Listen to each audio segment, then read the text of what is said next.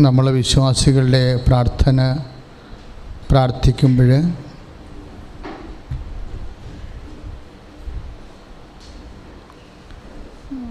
നമ്മൾ പ്രത്യുത്തരമായി പറയണത് എന്താണ് പറയണത്?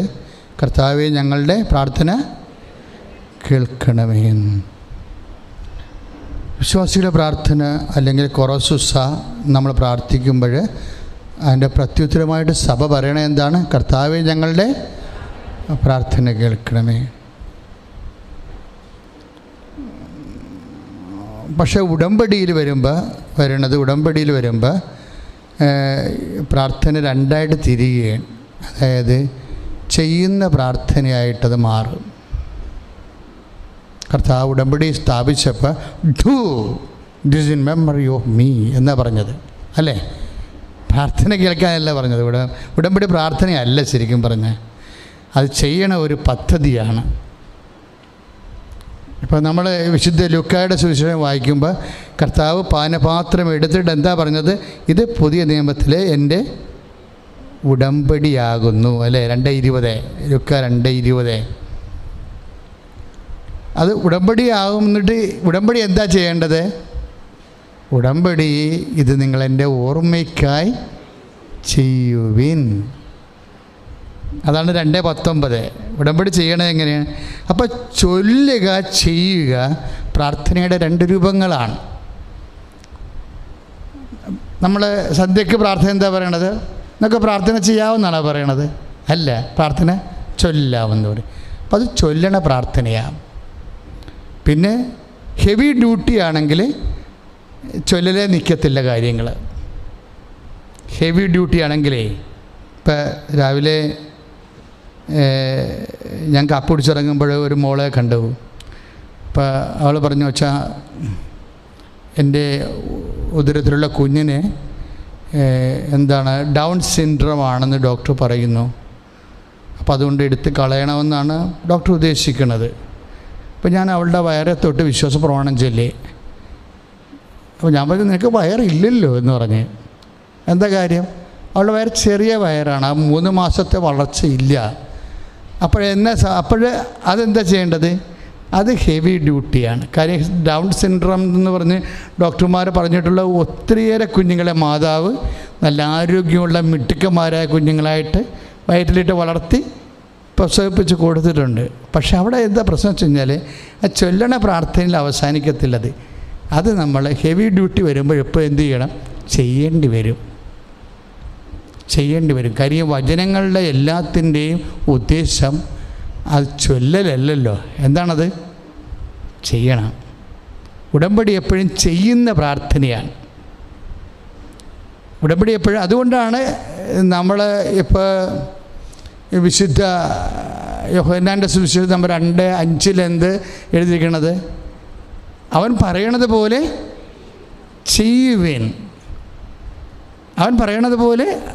ചെയ്യുവേൻ. അപ്പോഴും ജീവിതത്തിൽ കുറേ കാര്യങ്ങൾ നമ്മൾ അപ്ഗ്രേഡേഷൻ പ്രാപിക്കണമെങ്കിൽ, അതായത് നമുക്കൊരു അപ്ഗ്രേഡ് ചെയ്യണമെങ്കിൽ, ദൈവമായിട്ടുള്ള ബന്ധം അപ്ഗ്രേഡ് ചെയ്യണമെങ്കിൽ സ്വാഭാവികമായിട്ട് പ്രെയർ ഫോം അപ്ഗ്രേഡ് ചെയ്യണം, പ്രാർത്ഥനാരൂപം അപ്ഗ്രേഡ് ചെയ്യണം.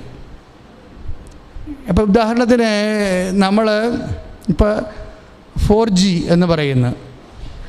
ഇപ്പോഴേ 5Gയെക്കുറിച്ചാണ് ആൾക്കാർക്ക് ഫോണൊക്കെ ഇറങ്ങാൻ തുടങ്ങി, 5Gയുടെ ഫോൺ. അപ്പോൾ കൂടുതൽ സാധ്യതകളാണ് അതിലുണ്ട്, കൂടുതൽ ഓപ്ഷൻസ് അതിൻ്റെ അകത്തുണ്ടാകും. അപ്പോൾ ഇങ്ങനെ ഓരോ കാലം ചെല്ലുന്തോറും മൊബൈലിൽ പുതിയ ഓപ്ഷൻസ് വരികയും അപ്ഗ്രേഡേഷൻ വരികയും. ഇതുപോലെ ആധുനിക കാലമായി കഴിഞ്ഞപ്പോൾ സ്വാഭാവികമായിട്ട് പ്രേയറിന് വന്നിട്ടുള്ള അപ്ഡേഷനാണ് ഉടമ്പടിയായിട്ട് കർത്താവ് നമ്മുടെ കയ്യിൽ തന്നിരിക്കുന്നത്. കാര്യം നമ്മൾ രാവിലെ എഴുന്നേറ്റ് പ്രാർത്ഥന, അതിൽ ഈ 20% മാത്രമേ ഉടമ്പടിയിൽ പ്രേയറുള്ളൂ. മരിയൻ ഉടമ്പടിയിൽ 20% വെറും 20% മാത്രമേ ചൊല്ലലുള്ളൂ. അതേതാണ്? രാവിലെ നമ്മൾ എഴുന്നേറ്റ് ചൊല്ലണ പ്രത്യക്ഷീകരണ പ്രാർത്ഥന, രാത്രി കുടുംബ പ്രാർത്ഥനയ്ക്ക് ശേഷം ചൊല്ലുന്ന ഉടമ്പടി പ്രാർത്ഥന. അതാണ് ഇതിൻ്റെ അകത്തുള്ള ആ പ്രാർത്ഥന ചൊല്ലൽ. ബാക്കി 80% ചെയ്യലിലാണ് കിടക്കുന്നത്. ചില വ്യക്തികൾ ഇത് ചൊല്ലൽ മാത്രമായിട്ട് അവസാനിപ്പിക്കുമ്പോൾ ഈ 20%ലാണ് ഈ സാധനം വർക്ക് ചെയ്യണത്. അതറിയണം നിങ്ങൾ.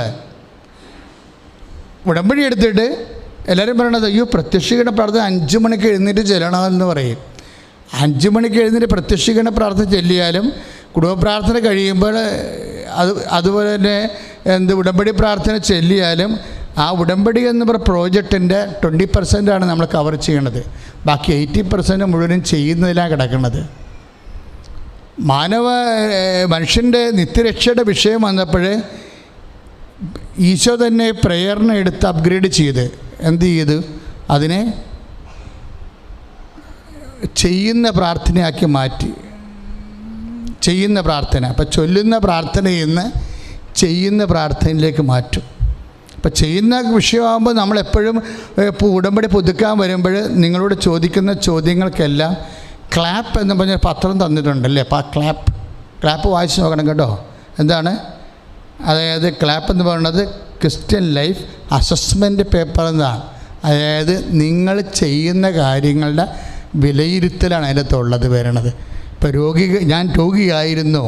ഇപ്പോൾ 25-35 വരുന്ന അവസാന ചോദ്യങ്ങളില്ല ഞാൻ രോഗിയായിരുന്നു, നിങ്ങളെന്നെ സന്ദർശിച്ചു. അപ്പോൾ സ്വാഭാവികമായി 90 ദിവസത്തിനുള്ളിൽ ആരെയൊക്കെ സന്ദർശിച്ചെന്ന് നമ്മൾ ഉടമ്പടി അസസ് ചെയ്യുന്നവരോട് പറയണം. എത്ര സന്ദർശനം നടന്നു എന്ന് പറയുമ്പോൾ അതിന് പോയിൻ്റ് ഉണ്ട്, റേറ്റ് ഉണ്ടെങ്കിൽ ആ പോയിൻ്റ് അവരോട് രേഖപ്പെടുത്തും. പിന്നെ ഞാൻ എനിക്ക് വിശന്നു, നിങ്ങളെനിക്ക് ഭക്ഷണം തന്നു, അപ്പോൾ അത് ചെയ്യാനുള്ളതാണ് നമ്മൾ. ആർക്കൊക്കെ ഭക്ഷണം കൊടുത്തു? അപ്പോൾ അത് ഭക്ഷണം ഇല്ലാത്ത ആർക്കെല്ലാം ഭക്ഷണം കൊടുത്തു എന്ന് ചോദിക്കുമ്പോൾ നമുക്ക് പറയാൻ 10 പേർക്ക് കൊടുത്തു, 5 പേർക്ക് കൊടുത്തു എന്ന് പറയാം. അപ്പോൾ അതിനൊരു 3 പോയിൻ്റ് കിട്ടും. അതാണ് ക്ലാപ്പ് പേപ്പറിൻ്റെ പ്രത്യേകത. നിങ്ങൾ ക്ലാപ്പ് പേപ്പർ വെച്ചാൽ അതിപ്പോൾ ഉടമ്പടി ചെയ്യുമ്പോൾ തന്നെ ക്ലാപ്പ് പേപ്പർ തന്നുവിടുകയാണ്. കാര്യം എന്താ? നിങ്ങളതനുസരിച്ച് റേറ്റിംഗ് ഉണ്ടാക്കാൻ വേണ്ടിയാണ്. കാര്യം കുറേ നാൾ ഞങ്ങളിങ്ങനെ സഹായിക്കും, പിന്നെ കർത്താവ് നിങ്ങളെ ഓട്ടോമാറ്റിക്കാക്കി നിങ്ങൾ ഉയർത്തിക്കൊള്ളു. ഇത് ഭയങ്കര അപ്ഗ്രേഡ്.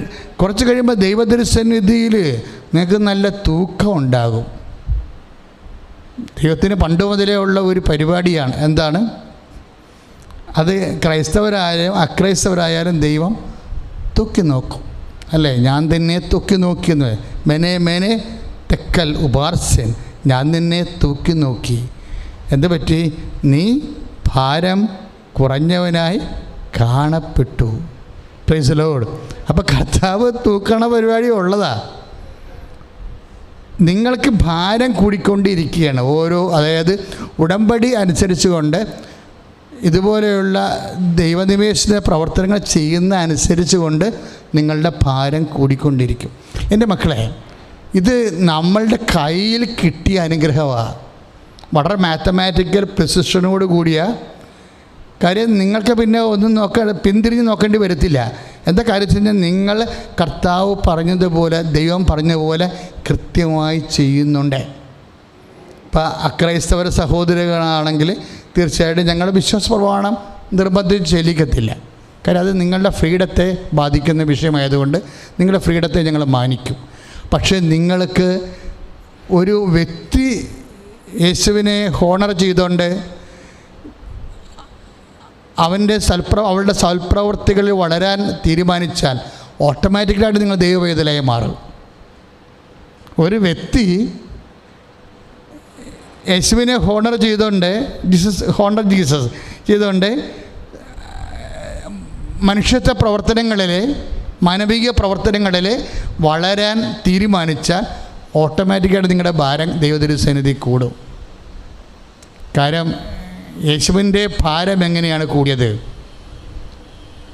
ലോകത്തിൻ്റെ മുഴുവൻ പാപങ്ങളെ ഒരു തട്ടിൽ വെച്ചു, അടുത്ത തട്ടിൽ യേശുവിനെ വെച്ചു. ഈ പാപത്തേക്കാൾ കൂടുതൽ കൃപ ഉൽപ്പാദിപ്പിച്ചാൽ മാത്രമേ ഈ പാപത്തിൽ നിന്ന് നമ്മൾക്ക് വിടുതൽ ലഭിക്കത്തുള്ളൂ. അപ്പോൾ യേശു എന്നാ ചെയ്തത്? സഹനം കൂടി ഏറ്റെടുത്ത് സ്വന്തം ഭാരം വർദ്ധിപ്പിച്ചു, സ്വന്തം ഗുണനിലവാരം വർദ്ധിപ്പിച്ചു. മനുഷ്യൻ്റെ അവസ്ഥയിലായിരുന്നിട്ട് ദൈവം യേശു 2 തരത്തിലാണ് മനുഷ്യൻ്റെ പാപത്തിൽ നിന്ന് നിരതദ്രവ്യമായി മാറിയത്. നമ്മളെ വിലക്ക് വാങ്ങിയെന്നൊക്കെ പൗലോസ് പറയുന്നത് അങ്ങനെയാണ്. അതായത് നിത്യമരണത്തിൽ അകപ്പെടേണ്ട വ്യക്തികളെ യേശു വിലക്ക് വാങ്ങിയത് എങ്ങനെയാണ്? ഒന്ന്, അവൻ പ്രകൃത്യ ദൈവമായിരിക്കവേ, നമ്മൾ ഫിലിപ്പിയർ 2:6-7 വായിക്കുന്ന പോലെ ഒന്ന് പറഞ്ഞ്, അവൻ പ്രകൃത്യ ദൈവമായിരിക്കവേ. ദൈവത്തോടുള്ള സമാനത മുറുകെ പിടിക്കേണ്ട കാര്യമായി പരിഗണിക്കാതെ അവൻ തന്നെ താഴ്ത്തിയപ്പോൾ അവൻ തന്നെ താഴ്ത്തിയപ്പോൾ അവൻ്റെ ഭാരം കൂടിയെന്നർത്ഥം ഇല്ലേ? ഒരു ത്ലാസിൽ താഴ്ന്ന് കിടക്കുന്ന ത്ലാസിൽ എന്താണ് ഇരിക്കണത്? ഇപ്പോഴത്തെ ഇരിക്കുന്ന ത്ലാസിനേക്കാൾ ഭാരമാണുള്ളതാണ്. കർത്താവിൻ്റെ ഭാരം എങ്ങനെയാണ് കൂടിയത്? നമ്മളെ മുഴുവനും വിലക്ക് വാങ്ങിക്കാൻ വേണ്ടി മാത്രം ഭാരം കൂടിയ എങ്ങനെയാണ്? അവൻ തന്നെ താഴ്ത്തിയപ്പോഴാണ്. കൈയിടിച്ച് കർത്താവിനെ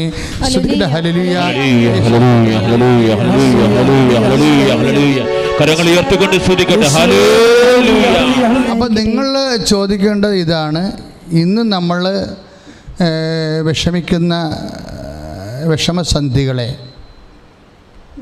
എങ്ങനെ ദൈവത്തിനെ ഉൾപ്പെടുത്തി കൃപ ആർജിച്ചുകൊണ്ട് നമ്മളുടെ ഭാരം, നമ്മുടെ ബാർഗെയിനിങ് കപ്പാസിറ്റി, വിലപേശ ശക്തി എങ്ങനെ വർദ്ധിപ്പിക്കാൻ പറ്റും? ദൈവദൃഷ്ടിന് എങ്ങനെ നമ്മുടെ ഭാരം കൂട്ടാൻ പറ്റും? അതിനാണ് നമ്മൾ എന്ത് ചെയ്യണത്? അവൻ പറയണത് പോലെ ചെയ്യുന്നത്. അവൻ പറഞ്ഞതാണ് ലോകം മുഴുവനും പോവുക, എല്ലാ സൃഷ്ടികളോടും സുവിശേഷം പ്രസംഗിക്കുക. അതിന് നമ്മളെന്താ ചെയ്യണത്? മൊബൈൽ എടുത്തിട്ട് യൂട്യൂബ് എടുത്തിട്ട് ഇത് വചനധ്യാനങ്ങളെ ഷെയർ ചെയ്യും. പണ്ടത്തേനേക്കാൾ എന്ത് ഈസിയാണ്. ആസാമിലും പഞ്ചാബിലും ഒന്നും പോകേണ്ട കാര്യമില്ല. എന്താ? സുവിശേഷ പ്രവർത്തനം നിൻ്റെ വിരൽത്തുമ്പിലാണ്. ഈ ഒരു വിരലുണ്ടെങ്കിൽ എത്രയോ പേരെ കർത്താവിനെ ഒരു ദിവസം അറിയിക്കാം. പക്ഷേ വെറുതെ അറിയിക്കരുത്, പ്രാർത്ഥിച്ചേ അറിയിക്കാവൂ. നിങ്ങളിരുന്ന് പ്രാർത്ഥിക്കണം.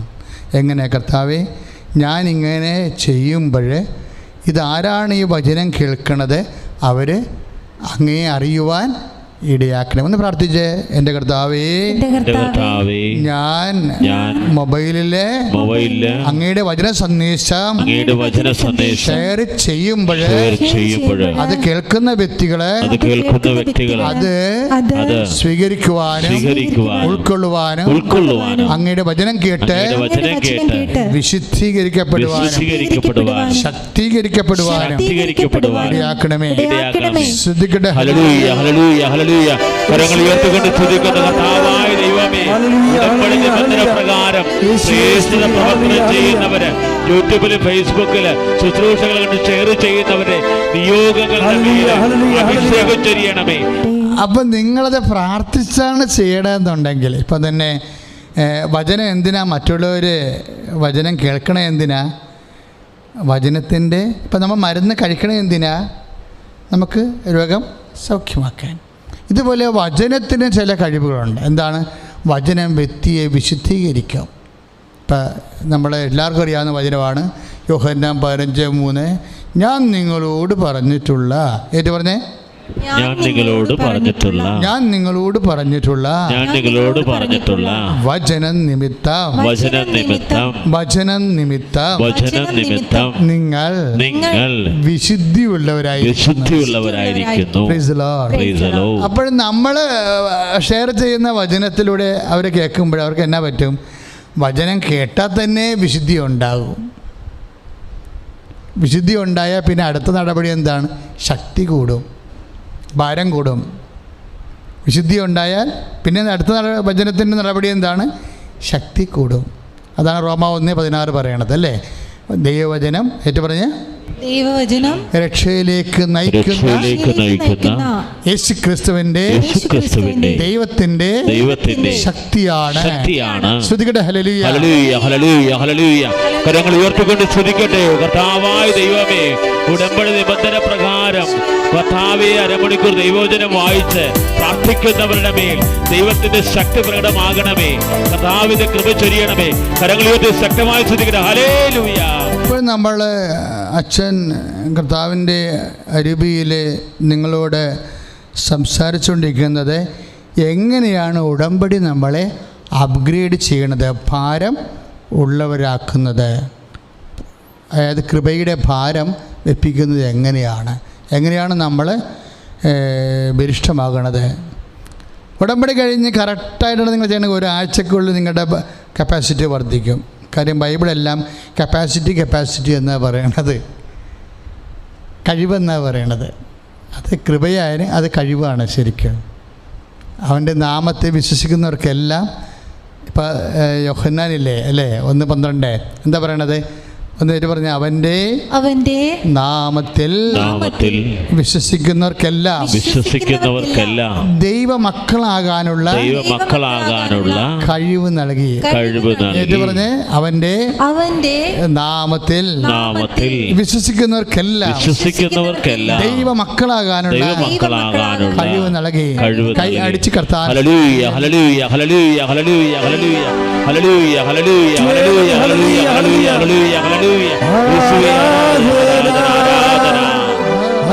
കൈകൾ വീശി യേശുവേ ആരാധിക്കുക. അങ്ങിൽ വിശ്വസിക്കുന്ന ഞങ്ങൾക്ക് ദൈവമക്കളുടെ സ്ഥാനം നൽകുന്നതിനെ ഓർത്ത്, ദൈവപുത്ര സ്ഥാനം നൽകുന്നതിനെ ഓർത്ത് ഞങ്ങളങ്ങെ ആരാധിക്കുക, മഹത്വപ്പെടുത്തുകയാണ്. യേശുവേ ആരാധന, യേശുവേ ആരാധന, യേശുവേ ആരാധന, യേശുവേ ആരാധന. കരങ്ങൾ വീശി പരിശുദ്ധനായ ദൈവമേ, ദൈവമേ, ഞങ്ങൾ അങ്ങേ പ്രാർത്ഥിക്കുന്നു. കൈവർത്തി കരങ്ങൾ വീശി കർത്താവിനെ ആരാധിക്കട്ടെ. ഹല്ലേലൂയ. യേശുവേ ആരാധന, യേശുവേ ആരാധന, യേശുവേ ആരാധന. പരിശുദ്ധനായ ദൈവമേ, മഹോന്നതനായ ദൈവമേ, അത്ഭുത ദൈവമേ, ഞങ്ങൾ അങ്ങേ സ്തുതിച്ച് പ്രാർത്ഥിക്കുന്നു. ആരാധന, ആരാധന, ആരാധന, ആരാധന. യേശുവേ ആരാധന. എൻ്റെ മക്കളെ യേശുവേ ആരാധന. അപ്പോൾ ഉടമ്പടിയുടെ ഓരോ ദിവസം ചെല്ലും തോറും നിങ്ങൾ വചനം അവൻ പറയണ പോലെ ചെയ്തുകൊണ്ടിരിക്കുമ്പോൾ എന്നാ സംഭവിക്കണത്? ദൈവമക്കളാകാനുള്ള കഴിവ് എന്നാണ്. ദൈവമക്കളാകാനുള്ള കഴിവ് വർദ്ധിക്കുകയാണ്. കാര്യം വിശ്വാസം ചെയ്താണ് കഴിവ് വർദ്ധിക്കുന്നത് നമുക്ക്. അതാണ് 1:12 പറയണത്. അവൻ്റെ നാമത്തിൽ വിശ്വസിക്കുന്ന, ഒന്ന് പറഞ്ഞേ, അവൻ്റെ നാമത്തിൽ വിശ്വസിക്കുന്നവർക്കെല്ലാം ദൈവമക്കളാകാനുള്ള കഴിവ് നൽകി. അപ്പം ദൈവത്തിൻ്റെ മക്കളായിട്ട് മാറും. അപ്പോൾ സ്വാഭാവികമായിട്ട് ദൈവത്തിൻ്റെ സ്വത്തിൽ നമുക്ക് ഓട്ടോമാറ്റിക്കൽ അവകാശികളാകും. അതാണ് അത് ഉദ്ദേശിക്കുന്നത്. അപ്പം ഇതെല്ലാം ചെയ്യുമ്പോൾ ഇപ്പോൾ കൃപാസനം പത്രമായാലും ശരി, മറ്റുള്ള മനുഷ്യർക്ക് പ്രാർത്ഥിച്ച് കൊടുക്കുമ്പോഴായാലും നിങ്ങൾ ഓർക്കണം, നിങ്ങളെ കർത്താവ് ഈ മാസം ചെയ്ത അടയാളങ്ങളും അത്ഭുതങ്ങളും ഈ മാസം ആൾത്താറിൽ പറഞ്ഞ കർത്താവിൻ്റെ വചന വെളിപാടുകളുമാണ് നമ്മൾ കൈമാറുന്നത്. അവർ വായിക്കുമ്പോൾ തീർച്ചയായിട്ടും അവർക്ക് അതിൻ്റെ അനുഗ്രഹങ്ങളുണ്ടാകും. പക്ഷെ നമ്മൾ കൊടുക്കുന്ന വ്യക്തികൾ പ്രാർത്ഥിച്ച് കൊടുക്കണം. കാര്യം നമ്മളെ കർത്താവിൻ്റെ അവൻ പറയണത് പോലെ ചെയ്ത് അതനുസരിച്ച് ദൈവമക്കളാകാനുള്ള കഴിവ് നമ്മൾ വർദ്ധിപ്പിക്കുകയാണ്. കാര്യം വിശ്വാസത്തിൻ്റെ പ്രശ്നം ഇപ്പോൾ റോമ 1:12 പറഞ്ഞാൽ എന്താ പറയണത്? അവൻ്റെ നാമത്തിൽ വിശ്വസിക്കുന്നവർക്കെല്ലാം ദൈവമക്കളാകാനുള്ള കഴിവ് നൽകി. പക്ഷേ വിശ്വാസത്തിനൊരു പ്രശ്നം, വിശ്വാസം എപ്പോഴും ഇങ്ങനെ പരിപൂർണമാക്കപ്പെടണം. അതിനിപ്പോഴും പ്രവർത്തനങ്ങൾ എപ്പോഴും ഉണ്ടായിക്കൊണ്ടിരിക്കണം. പ്രാർത്ഥന കൊണ്ട് മാത്രം ഉണ്ടായിക്കൊണ്ട് വരില്ല. വിശ്വാസം എപ്പോഴും എന്താ സംഭവിക്കേണ്ടത്? അത് പരിപൂർണമാക്കിക്കൊണ്ടിരിക്കണം. അത് പ്രവർത്തനം കൊണ്ടാണ്, പ്രാർത്ഥന കൊണ്ടല്ല. യാക്കോബ് 2:22 എടുത്ത് സ്തുതിക്കട്ടെ. ഹല്ലേലൂയ, ഹല്ലേലൂയ, ഹല്ലേലൂയ, ഹല്ലേലൂയ, ഹല്ലേലൂയ, ഹല്ലേലൂയ. കർത്താവായ ദൈവമേ, പ്രവർത്തനനിരതമായ വിശ്വാസത്താൽ ഞങ്ങളെ ശക്തിപ്പെടുത്തണമേ. പ്രവർത്തനനിരതമായ വിശ്വാസത്താൽ ഞങ്ങളെ വിശുദ്ധീകരിക്കണമേ. യാക്കോബ് 2:22 അവൻ്റെ വിശ്വാസം അവൻ്റെ പ്രവർത്തികളെ സഹായിച്ചുവെന്നും ഏറ്റു പറഞ്ഞ് അവൻ്റെ വിശ്വാസം അവൻ്റെ പ്രവർത്തികളെ സഹായിച്ചുവെന്നും വിശ്വാസം പ്രവർത്തികളാൽ പൂർണ്ണമാക്കപ്പെടുന്നുവെന്നും നിങ്ങൾ അറിയുന്നുവല്ലോ. വിശ്വാസം പൂർണ്ണമാക്കണത് എങ്ങനെയാ? പ്രവർത്തികളിലാ. അതായത് ഉടമ്പടിയിൽ മുഴുവനുള്ള എന്താണ്? വിശ്വാസത്തെ പൂർണ്ണമാക്കാനുള്ള പ്രവർത്തികളാണ്. അത് യാക്കോബ് 2:22 വചനം. കാര്യം വിശ്വാസം വെറുതെ വിശ്വാസം ഉണ്ടായതെന്ന് പറഞ്ഞ് വീട്ടിൽ നിന്ന് പുറത്തിറങ്ങാതെ അകത്തിരുന്നിട്ട് ആ വിശ്വാസം 20% വരും. കാര്യം പ്രാർത്ഥന മാത്രമായി പോകും. പല അണ്ണന്മാർക്ക് വരുന്നൊരു പ്രശ്നം വെച്ച് കഴിഞ്ഞാൽ അവർ ഉടമ്പടി എടുക്കും, പ്രത്യക്ഷിക്കേണ്ട പ്രാർത്ഥനയും ചെല്ലും, വല്ലപ്പോഴൊക്കെ ബൈബിളൊക്കെ വായിക്കും, അല്ലാതെ പ്രവർത്തനങ്ങൾ പകുതി മുക്കാലും കളയും. നിങ്ങൾ അതെന്താ പ്രശ്നം? നമ്മളതിൽ പൂർണ്ണമായിട്ട് താത്വികമായിട്ട് ഒരു കണക്ക് കൂട്ടലോട് കൂടി വിശ്വസിക്കണില്ല. എന്തിനാണ് ഇപ്പോൾ ഈ പ്രവർത്തനമൊക്കെ ചെയ്യണത്? കഴിഞ്ഞ പോലെ ഞാൻ പറയുമായിരുന്നു, അതായത് ഇപ്പോൾ ഒരു വീട്ടിലാണെങ്കിൽ ആൾക്കാർ കുറവാണ്, ഭയങ്കര കുറവാണ്. അപ്പനും 2 മക്കളും അമ്മയൊക്കെ ഉള്ളൂ അല്ലേ. ഇപ്പം തറവാട്ടി കെട്ടി വന്നാൽ അതൊക്കെ നല്ല പണിയായിരിക്കും. കാര്യം അപ്പനും അമ്മയും പ്രായമായവർ, കിടപ്പ് രോഗികൾ അവിടെ ഉള്ളത്. അപ്പം മാറി താമസിക്കുന്നവർ ഞങ്ങൾ രക്ഷപ്പെട്ടെന്ന് പറഞ്ഞിരിക്കുകയും. കാര്യം എന്താണ്? തറവാട്ടിൽ അപ്പനും അമ്മയും കുളിക്കാതെയും തേക്കാതെയൊക്കെ മണവും പിടിച്ച് കിടക്കിയിരിക്കും. അപ്പോൾ അത് അവളുടെ പണിയല്ല. അപ്പൻ്റെ ജീവനാവശ്യം, അമ്മയുടെ ജീവനാവശ്യം ഇളയ മകനെല്ലാം കൈപ്പറ്റി വന്നുകൊണ്ട് നമുക്ക് കൈ ഒഴിഞ്ഞ് വേണമെങ്കിൽ ജീവിക്കാം. പക്ഷെ നീ നല്ല ക്രിസ്ത്യാനിയാണെങ്കിൽ, നല്ല ദൈവ പൈതലാണെങ്കിൽ, ക്രിസ്ത്യാനി എന്നതിനേക്കാൾ നല്ല ദൈവ പൈതലാണെങ്കിൽ നീ തറവാട്ടിൽ പോടും. അപ്പനെ അമ്മ ആരാണ് അകൃതമായി കിടക്കണത്? അവരെ ആരെയും സഹായം വിളിച്ച് കുളിപ്പിക്കണം. അത് അവരുടെ ജോലിയാണ്, എൻ്റെ ജോലിയല്ല. അവരുടെ ജോലിയാണ്, എൻ്റെ ജോലിയല്ല എന്ന് പറയുമ്പോൾ നമ്മൾ തിരിച്ച് വചനം തൂക്കി നോക്കുകയാണ്. ഇപ്പം സാരി നനച്ചിടുന്ന അല്ലെങ്കിൽ ഉടുപ്പ് നനച്ചിടുന്നു നമ്മൾ. ഇപ്പോൾ നമ്മുടെ ഉടുപ്പ് ലക്കാൻ ചെയ്യുന്നപ്പോൾ കഴിഞ്ഞപ്പോൾ അത് അവിടെ നനഞ്ഞിരുന്ന് മടയം വെച്ചിരിക്കുകയാണ്. നമ്മളെടുത്ത് വേണമെങ്കിൽ നമുക്ക് പറയാം, ഇത് നമ്മുടെ ഉടുപ്പല്ല, അത് അവരുടെ ജോലിയാണ്, നമ്മളെന്തിനാണ് ചെയ്യേണ്ടത്? നമ്മുടെ ജോലിയൊന്നും അവരാരും ചെയ്യാറില്ല, പിന്നെ നമ്മളെന്തിനാണ് അവരെ സഹായിക്കണത്?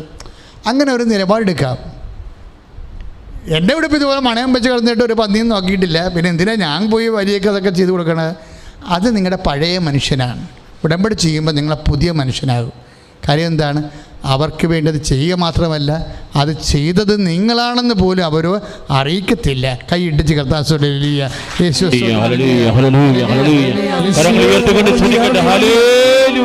പ്രിയപ്പെട്ടവർ, അപ്പോൾ ഉടമ്പടി ഒരു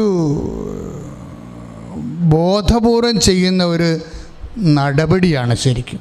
എന്തിനാണ്? നമ്മളുടെ കപ്പാസിറ്റി വർദ്ധിപ്പിക്കാൻ. നമ്മളെ കപ്പാസിറ്റി ഇപ്പം നമ്മൾ 6:63 നിങ്ങൾ ആദ്യം ദൈവരാജ്യത്തെയും അതിൻ്റെ നീതിയെയും കുറിച്ച് അന്വേഷിക്കുക, ബാക്കിയുള്ള എല്ലാം നിങ്ങൾക്ക് ചേർത്ത് ഇല്ലേ? ഇപ്പം മത്തായി ശ്രീകാട് സുവിശേഷം 6:63 അതെന്താണ്? അതും ഇത് തന്നെയാണ്. അതായത് ഓട്ടോമാറ്റിക്കായിട്ട് നമ്മളുടെ റേറ്റിംഗ്, നമ്മുടെ ഭാരം അങ്ങോട്ട് കൂട്ടിക്കഴിയുമ്പോൾ, കഴിവ് കൂട്ടിക്കഴിയുമ്പോൾ നമ്മൾ പ്രാർത്ഥിക്കാതെ തന്നെ ബാക്കിയുള്ളത് ചേർത്ത് നൽകും. അതാണ് 6:63 മത്തായി ശ്രീകാട് സുവിശേഷം. എന്താ പറഞ്ഞത്? ഒന്ന് പറഞ്ഞേ. നിങ്ങളാദ്യം ദൈവരാജ്യത്തെയും അതിൻ്റെ നീതിയെയും. ദൈവരാജ്യത്തിൻ്റെ നീതിയാണ്, ദൈവരാജ്യത്തിൻ്റെ നീതിയാണ്. അല്ലാതെ ദൈവരാജ്യത്തിൻ്റെ നീതി, ദൈവരാജ്യത്തെയും അതിൻ്റെ നീതിയാണ്. കാര്യം നീതി എപ്പോഴും 2-3 തരം ഉണ്ട് ബൈബിളിൽ. ഇപ്പം മത്തായി ശ്ലീഹായുടെ സുവിശേഷം തന്നെ 5:20 വായിക്കുമ്പോൾ നിങ്ങളുടെ നീതി, ഏറ്റു പറഞ്ഞ നിങ്ങളുടെ നീതി ഫരിസേയരുടെ നീതിയെ അതിലംഘിക്കുന്നില്ലെങ്കിൽ നിങ്ങൾ ദൈവരാജ്യത്തിലെ പ്രവേശിക്കുകയില്ല. അപ്പം അതിലംഘിക്കുന്ന നീതിയുണ്ട്. സാധാരണ നീതിയേക്കാൾ അതിലംഘിക്കുന്ന നീതിയുണ്ട്. അതിലംഘിക്കുന്ന നീതി എന്താണ്? പ്രതിഫലം മനുഷ്യരോട് ചോദിക്കാത്ത നീതിയാണ്. പറഞ്ഞ മനസ്സിലായില്ലേ? പ്രതിഫലം മനുഷ്യരോട് ചോദിക്കാത്ത നീതിയാണ്. ഇപ്പം ചിലപ്പോൾ രോഗികളെ വീട്ടിൽ കിടക്കുമ്പോൾ തോർക്കും കിടക്കട്ടെ കിടന്ന് കുറക്കട്ടെ, എന്നെ കുറച്ച് പരിപ്പിച്ചിട്ടുള്ളതാണെന്ന് നമ്മൾ പറയും. ഉടമ്പടി എടുത്തു കഴിഞ്ഞാൽ നിനക്കത് പറയാൻ പറ്റത്തില്ല. കാര്യം എന്താണ്? നീ ദൈവവേദനയായി മാറി. പണ്ട് ലോകത്തിൻ്റെ സന്തതിയാകുമ്പോൾ നീ ദൂത്ത് ദസ്, കണ്ണിന് പകരം കല്ല്, കണ്ണ്, പല്ലിന് പകരം പല്ല്, പല രീതി ചെയ്യും. പക്ഷേ ഇപ്പോൾ നീ ആരായി മാറി? നിൻ്റെ കപ്പാസിറ്റി വർദ്ധിച്ചു, ദൈവ പൈതലായി മാറുകയാണ്. ദൈവ പൈതലായി മാറുമ്പോൾ നിനക്കെന്താ പ്രശ്നം? നീ ചോദിക്കുന്ന മുമ്പ് തന്നെ നിൻ്റെ ആവശ്യം എന്തെന്ന് നിൻ്റെ സ്വർഗസ്ഥനായ പിതാവ് അറിയുന്നു. ആദ്യം നീ ദൈവരാജ്യത്തെയും അതിൻ്റെ നീതിയെയും കുറിച്ച് അന്വേഷിക്കുവാൻ, ബാക്കിയുള്ളത് ചേർത്ത് നൽകപ്പെടും. അപ്പോൾ ബാക്കിയുള്ളത് എന്താണ്? അത് ചേർത്ത് നൽകപ്പെടാൻ വേണ്ടി. പക്ഷേ പല കാര്യങ്ങളുണ്ടല്ലോ സഹോദരങ്ങളെ, നമുക്ക് ലഭിക്കാൻ വേണ്ടി നമ്മൾ ആഗ്രഹിക്കുന്ന പല കാര്യങ്ങളും നമ്മളുടെ കഴിവനുസരിച്ചുള്ള കാര്യമായിരിക്കത്തില്ല. നമുക്ക് ലഭിക്കാനുള്ള പല കാര്യങ്ങൾ നിങ്ങളുടെ പ്രാർത്ഥന വെച്ചോ. നിങ്ങൾ ഒന്നാമത്തെ കാര്യം എന്ത് വെച്ചു, രണ്ടാമത്തെ കാര്യം എന്ത് വെച്ചു, ഞാൻ എപ്പോഴും നോക്കണത് ഉടമ്പടിയിൽ 5-6 കാര്യങ്ങൾ എന്ത് വെച്ചെന്നാണ് നോക്കണത്.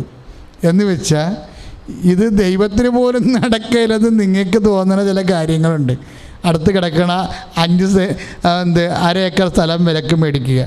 1/2 ഏക്കർ സ്ഥലം പോയിട്ട് അരപ്പവൻ്റെ കമ്മൽ പോലും ഇട്ടെടുക്കാൻ നമുക്ക് പറ്റണില്ല.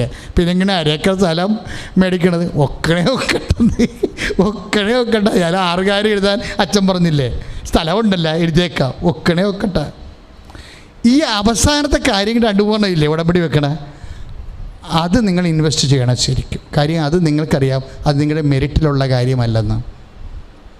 പക്ഷേ അത്യാവശ്യമാണ്. 2 കുഞ്ഞുങ്ങളുണ്ട്, 3 കുഞ്ഞുങ്ങളുണ്ട്, അവർ മാറി താമസിക്കണം, അത്യാവശ്യമാണ്. പക്ഷെ നമുക്കതിൻ്റെ കാരണം പോലും ഇല്ല. ഇപ്പം തന്നെ കടവാ, പിന്നെ നമ്മൾ അത് മേടിക്കണത്. ഇപ്പോൾ തന്നെ കടവാ, പിന്നെ അത് മേടിക്കണത്. അപ്പം അങ്ങനെ വരുമ്പോൾ അത് പൂർണ്ണമായിട്ടും മെറിറ്റിൽ വർക്ക് ചെയ്യണതല്ല. ഉടമ്പടിയുടെയും ഒരു പ്രത്യേകത എന്ന് വെച്ച് കഴിഞ്ഞാൽ എപ്പോഴും അത് നമ്മളുടെ എഫെസ്യസ് 2:8 ബൈബിൾ മുഴുവൻ വർക്കൗട്ട് ചെയ്യണത് ഈ ഒരൊറ്റ പ്രിൻസിപ്പിളിലാണ്. ബൈബിൾ മുഴുവനും. ഇപ്പം നിങ്ങൾക്ക് ഇപ്പോൾ ചില ആൾക്കാർ 20 കോടി കടമുണ്ടച്ചാൽ ഞാനിപ്പോൾ ആത്മഹത്യ എന്നൊക്കെ പറഞ്ഞുകൊണ്ട് വരികയില്ലേ. അപ്പോൾ ഞാൻ പറയുന്നത് അത്യാവശ്യമാണ് ആത്മഹത്യ ചെയ്യണമെന്നുണ്ടെങ്കിൽ 2 വഴികളുണ്ട്. ഒന്ന് റെയിൽ പാളമുണ്ട്, പിന്നെ അതാകുമ്പോൾ പിന്നെ ഭയങ്കര പാടാണ്, ചോരൊക്കെ തെറിച്ച് അലാപ്പടെ സീനായി പോകുമെന്ന് പറയും. ഇത്രയും കൂടി പറഞ്ഞുകൊണ്ട് പോയി കടലാണ്, അപ്പം അത് കുഴപ്പമൊന്നുമില്ലെന്ന്. കാര്യം എന്ന് വെച്ച് കഴിഞ്ഞാൽ ഇവരിങ്ങനെ അല്ലല്ലോ അച്ഛനോട് പറയേണ്ടത്, ആണോ? അവരവരുടെ അളിയനോട് പറയണമെങ്കിൽ അങ്ങനെ പറയാം. അച്ഛനോട് പറയുമ്പോൾ ഈശോനോട് പറയണ പോലെയാണല്ലേ. അപ്പോൾ അവർക്ക് ആ ഒരു മിനിമം വിശ്വാസം വേണ്ടേ, ഒരു മിനിമം വിശ്വാസം വേണ്ടേ? അവരെവിടെയാണ് പറയണത്, ആരോടാണ് പറയണത്? അവരുടെ ആ വിഷയത്തിലോ ആ 20 കോടിയിലോ അല്ലെങ്കിൽ അവരുടെ ആസ്തികളിലോ ഒരു അഭയവുമില്ലാതെ ആണത് പറയണത്. പക്ഷെ നമുക്കറിയാം നിങ്ങൾ പൂർണ്ണമായി അത് വിശ്വസിക്കണം. എങ്ങനെ വിശ്വസിക്കും? എൻ്റെ കർത്താവ് ഈ വിഷയത്തിൽ തീരുമാനം ഉണ്ടാക്കും. അവന് ഏതെങ്കിലും വഴി ഉണ്ടാകും. കാര്യം അവനെക്കുറിച്ച് പറയണത് ഐസിയായുടെ പുസ്തകമൊക്കെ വായിക്കുമ്പോൾ സമുദ്രത്തിൽ വഴിവെട്ടണവനാണെന്നാണ്. കൈയിടിച്ച് കർത്താവിനെ സ്തുതിക്കട്ടെ. ഹല്ലേലൂയ.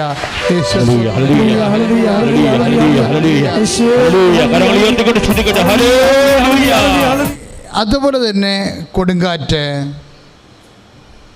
ജീവിതത്തിൽ നമുക്ക് വരാൻ സാധ്യതയുള്ളതാണ് അല്ലേ.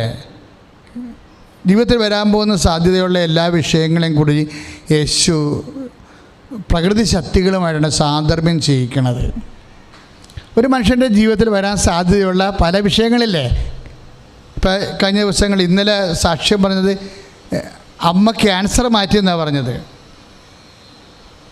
ഉടമ്പടി ചെയ്തപ്പോൾ 4ാം സ്റ്റേജ് ക്യാൻസർ, പിന്നെ ചികിത്സിച്ച് പിന്നെ സ്കാൻ ചെയ്യുമ്പോൾ ആ സംഭവം അവിടെ ഇല്ല. ഇതുപോലെ ജീവിതത്തിൽ വരാൻ സാധ്യതയുള്ള രോഗങ്ങൾ അതെന്തൊക്കെയാണ്? അതിനെ ഈശോ പ്രതീകവൽക്കരിച്ചാണ് സംസാരിക്കണത്. അതിന് ചില വിഷയങ്ങളെ കാറ്റായിട്ട് പറയും. ഇപ്പം കാറ്റടിച്ചാലുള്ള കുഴപ്പം എന്താ? കാറ്റടിച്ചാൽ ചിലപ്പോൾ ആ കെട്ടിടം തന്നെ അങ്ങോട്ട് കൊളാപ്സായി പോകും അല്ലേ. മഴ പെയ്താൽ എന്താ കുഴപ്പം? ഒലിച്ചു പോകും. മഴ പെയ്താൽ ഇപ്പം കാറ്റടിച്ച് കഴിഞ്ഞാൽ പകുതിയെങ്കിലും അവിടെ കിടക്കും. മഴ പെയ്താൽ അവിടെ കിടക്കത്തില്ല, നമുക്കറിയാം. അത് ഒലിച്ചൊഴുകി എവിടെ അടുത്ത നാട്ടിൽ പോവും. നാട് വിട്ട് പോകേണ്ടി വരും നമ്മൾ. നമ്മുടെ വീട് ഒലിച്ചു പോയാൽ എന്തു ചെയ്യും? അത് ഒഴുകിപ്പോവും. അതാണ് ഈശോ പറയണത്. കാറ്റടിച്ചു, മഴ പെയ്തു, പിന്നെ എന്താണ്? വെള്ളപ്പൊക്കം ഉണ്ടായി.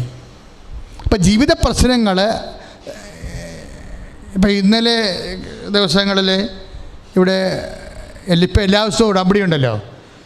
അപ്പോൾ ഇടയ്ക്ക് ഞാൻ പുറത്തോട്ട് ഇറങ്ങും. ഇപ്പോൾ ഈ കോവിഡ് ആയതുകൊണ്ടാണ് അധികം ആൾക്കാരായിട്ട് മിങ്കിൾ ചെയ്യാത്തത്. എന്നാലും എനിക്ക് ഇറുക്കപ്രതി ഉണ്ടാകത്തില്ല. ആരെങ്കിലുമൊക്കെ ഭയങ്കര ചീഞ്ഞ് വിഷമിച്ചൊക്കെ നിൽക്കണമെന്നുണ്ടെന്ന് എൻ്റെ മനസ്സിലകത്തിരിക്കുമ്പോൾ തോന്നിയാൽ ഞാൻ ചുമ്മാ പുറത്തിറങ്ങും. അവർ വരും തീർച്ചയായിട്ടും. കർത്താവ് ഇന്ന് സഹായിക്കാൻ നിൽക്കുന്ന ആൾക്കാരുണ്ടാകുമല്ലോ, ഇന്ന് സഹായിക്കാൻ. ചിലപ്പോൾ ജസ്റ്റ് ഉടമ്പടിക്കാരായിരിക്കും അവർ. കർത്താവ് അവരെ സഹായിക്കാൻ ചിലപ്പോൾ നിൽക്കുകയായിരിക്കും. പക്ഷേ അവരെ കർത്താവാണ് സഹായിച്ചതെന്ന് അവർക്ക് ബോധ്യം ഉണ്ടാകണ്ടേ. അപ്പോൾ ഞാൻ പുറത്തിറക്കി വന്നപ്പോൾ ഒരു ചേച്ചി പറഞ്ഞ, അച്ഛാ ഞാൻ ഡൈവേഴ്സിന് കോടതി പോയിരിക്കുകയാണ്, പക്ഷേ കിട്ടിയിട്ടില്ല എന്ന് പറഞ്ഞു.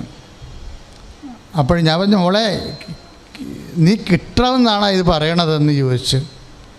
അപ്പോൾ ഞാൻ പറഞ്ഞു, അവൾ പറഞ്ഞ് എനിക്ക് ജീവിക്കാൻ പറ്റത്തില്ല അച്ഛാ എന്ന് പറഞ്ഞു. അപ്പം ഞാൻ നീ മുട്ടേ നിൽക്കാൻ പറഞ്ഞു. കാര്യം എന്ന് വെച്ച് കഴിഞ്ഞാൽ ഒരിക്കലൊരു മനുഷ്യനെ CBI റെയ്ഡ് ചെയ്തപ്പോഴേ അയാൾ എന്നോട് പറഞ്ഞ വാക്ക്, നാളെ ഞാൻ അച്ഛനെ വിളിച്ചില്ലെങ്കിൽ ഞാൻ അകത്തായിരിക്കുമെന്ന് അച്ഛൻ കരുതിയാൽ മതി, ഈ സിം ഞാൻ ഒടിക്കാൻ പോകണമെന്നാണ് പറഞ്ഞു. അപ്പോൾ പരിശുദ്ധാത്മാവ് എന്നോട് പറഞ്ഞത് ജീസസ് ചേഞ്ച് ദ ഹാർട്ട് എന്ന് പ്രെയർ ചെയ്യാൻ പറഞ്ഞു. ഉടനെ ഞാൻ പറഞ്ഞു ജീസസ് ചേഞ്ച് ദ ഹാർട്ട്. ഞാൻ ആദ്യമായിട്ടാണ് അങ്ങനെ ഒരു പ്രാർത്ഥന പരിശുദ്ധാത്മാവിൽ നിന്ന് കേൾക്കുന്നത്. കാര്യം താഴെ CBI ഉണ്ട്, അയാൾ 14ാം നിലയിൽ നിൽക്കുകയും അവർക്ക് കിട്ടണില്ല. അപ്പോൾ ഇയാൾക്കറിയാം, ഇയാൾ ട്രേസ് ഔട്ട് അറിഞ്ഞിട്ടാണ് ഇയാൾ ഇതിൻ്റെ മുകളിൽ കയറി നിൽക്കണത്. ഇനി ഇയാളെ കിട്ടത്തില്ല, ഇയാൾ സിം ഓടിക്കാൻ പോയി. എന്നെ ഒന്ന് കാര്യം ഞാൻ അച്ഛനെ വിളിച്ചില്ലെങ്കിൽ ഞാൻ അകത്താണെങ്കിൽ ഈ ലോകത്ത് അച്ഛനെങ്കിലും അറിഞ്ഞാൽ മതിയെന്ന്. അതാണ് അത് ഉദ്ദേശം. അപ്പോൾ ഞാൻ തിരിച്ച് പ്രാർത്ഥിക്കണത് CBI അയാളെ റെയ്ഡ് ചെയ്തല്ലേ, പിടിക്കല്ലേ, നീതി ഉണ്ടാകണമേ എന്നല്ല പ്രാർത്ഥിച്ചത്. ആ പ്രാർത്ഥന എനിക്ക് കിട്ടിയില്ല. എനിക്ക് കിട്ടിയ പ്രാർത്ഥന എന്താണ്? Jesus change the heart. കാര്യം നമ്മളെല്ലാം അനുഭവിക്കണത് എവിടെയാണ്? ഹാർട്ടിലല്ലേ. നമ്മളിപ്പോൾ ക്ഷീണമായാലും രോഗമായാലും അനുഭവിക്കണത് എവിടെയാണ്? ഹാർട്ടിലാണല്ലേ, ഹൃദയത്തിലാണല്ലേ. നമുക്ക് എന്ത് വന്നാലും, ഇപ്പോൾ കടമായാലും നമുക്ക് പേടി വരും അല്ലേ, ഉത്കണ്ഠ വരും അല്ലേ. രോഗമായാലും നമുക്ക് സങ്കടം വരും, ദുഃഖവും വിഷമവും വരും. പക്ഷേ എന്തായാലും അനുഭവിക്കണത് എവിടെയാണ്? ഹാർട്ടിലാണ്. ഈ ഹാർട്ടിലാണ് ശരിക്കും പറഞ്ഞാൽ ദൈവം തൊടേണ്ടത്. നമ്മളെപ്പോഴും ആ വിഷയത്തിൽ തൊടാൻ പറയും. പക്ഷേ വിഷയം അനുഭവിക്കണത് എവിടെയാണ്? മനുഷ്യൻ അവൻ്റെ ഹൃദയത്തിലാണ് അനുഭവിക്കുന്നത്. അപ്പം അതുകൊണ്ട് എനിക്ക് അങ്ങനെ ഒരു പ്രെയർ അറിയത്തില്ലായിരുന്നു. ആ സെക്കൻഡിൽ എൻ്റെ മനസ്സിൽ വന്നാണ് ജീസസ് ചേഞ്ച് ദ ഹാർട്ട്, ഹൃദയത്തെ ചേഞ്ച് ചെയ്യാൻ പറഞ്ഞു.